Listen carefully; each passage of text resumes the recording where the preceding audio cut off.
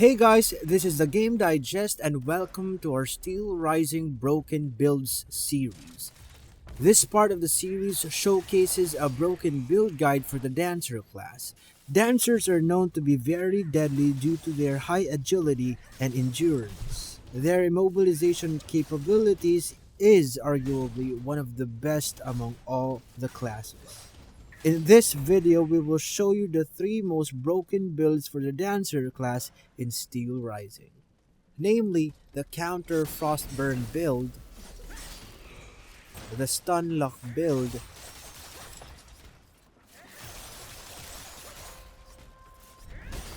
and lastly the most overpowered of them all, the one-hit immobilize build, or what we call as the one-hit wonder build. But before we proceed, know that we are making a series of guides and reviews for every game that we play, and this time it's for Steelrising. So make sure to subscribe and hit the notification bell if you're interested in this kind of content. Subscribing greatly helps and inspires us to do more quality content. Thank you, and let's proceed with the guide. The Counter Frostburn build. This is an overpowered build for the Dancer that can often one-hit freeze and ignite enemies by doing a counter. Here's a short showcase of this build.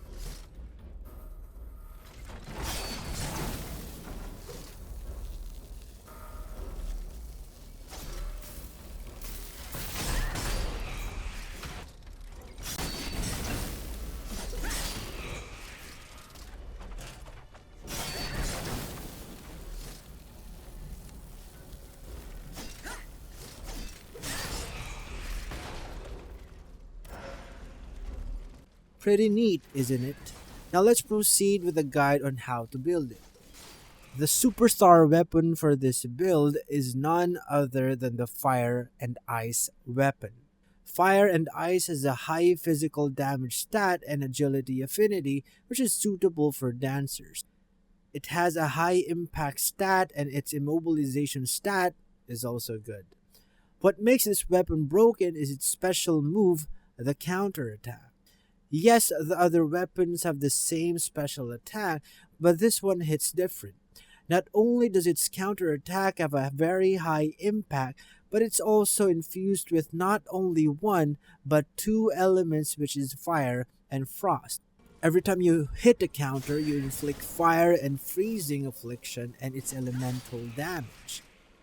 This weapon is perfect for the Dancer rather than the Alchemist class because its main damage type is physical rather than elemental. Now on how we can build this weapon. First, you need to upgrade the weapon as high as you can with 5 being at its max level. The higher the level, the more stronger and effective it becomes. Second is to make sure that you have the right stats. As a Dancer class, of course, you need to have the highest agility attribute you can have. 20 is the max for each attribute. For this weapon to be effective, you need to put some stats in the engineering attribute. This is to make your affliction more effective, and the increase in armor is beneficial for the Dancer class is known to have a low health pool. As for the endurance attribute, just put a good amount so you'll have a good level of stamina and a high crit multiplier. Though take note that the Fire and Ice has a low immobilization stat.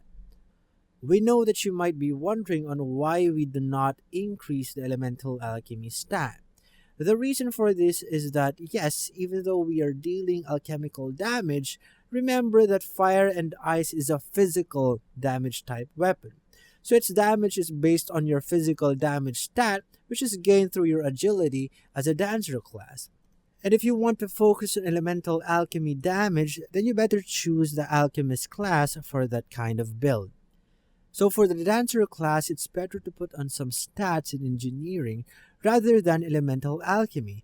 This is to increase the effectivity of your elemental afflictions and armor, and for the reason that an increase in engineering is a huge advantage to you when you are using elemental grenades for faster triggering of elemental afflictions.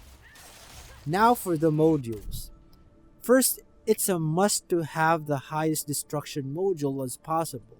The destruction module significantly increases your physical damage, and that is pretty self-explanatory. The second must-equip module is the lasting affliction module. This module increases the duration of alchemical afflictions on the enemy. The third module is the flame catalyst module that increases the flame damage you deal. And the last must-equip module is the Frost Catalyst module, which increases the frost damage you can inflict. These are the recommended modules for this build. However, if you want to go and explore different options, that might also be great too. Go ahead and share your experience with us.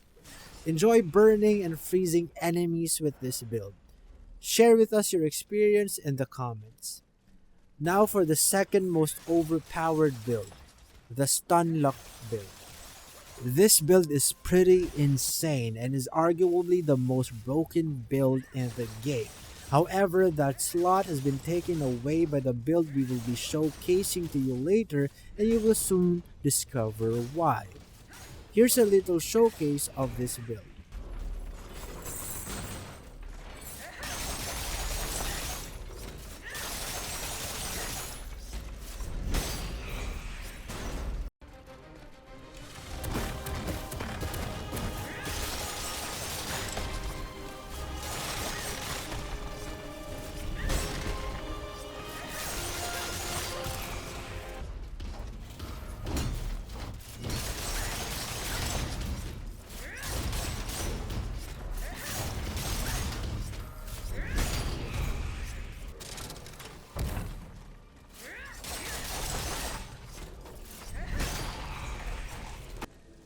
The main weapon used for this build are the Charybdis fans.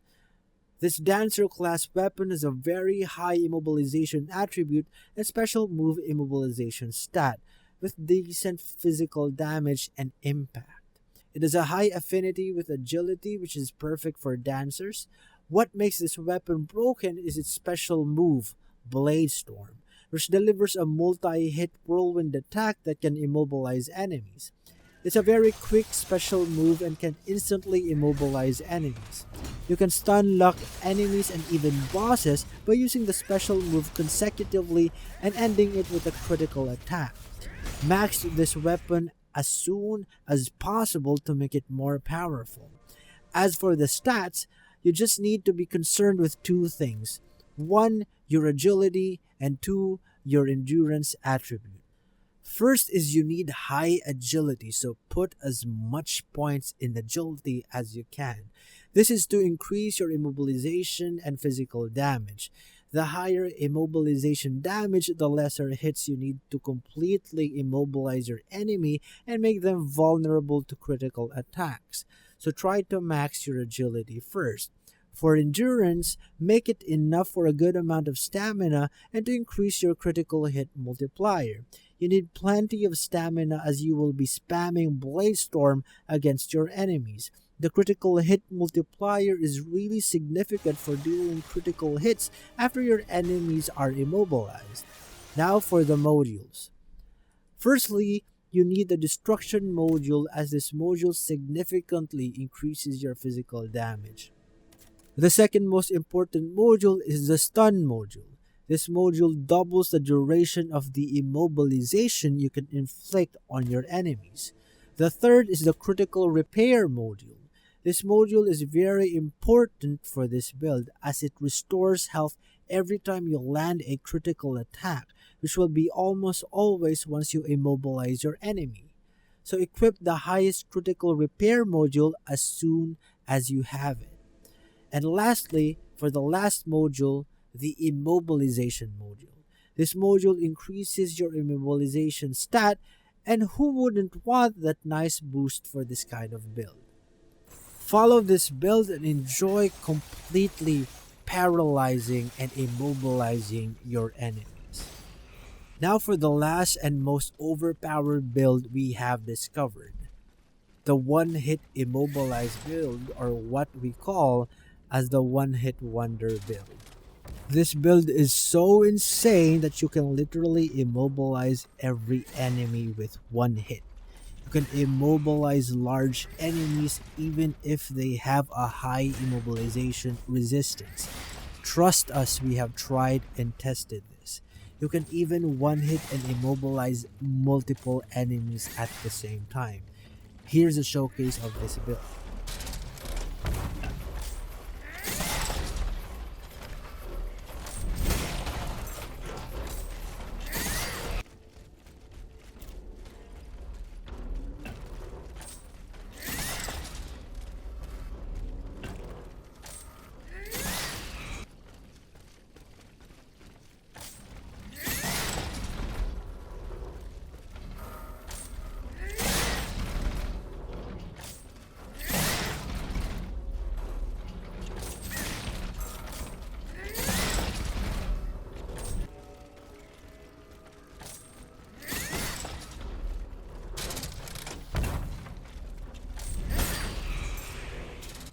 So this is how you pull off this build.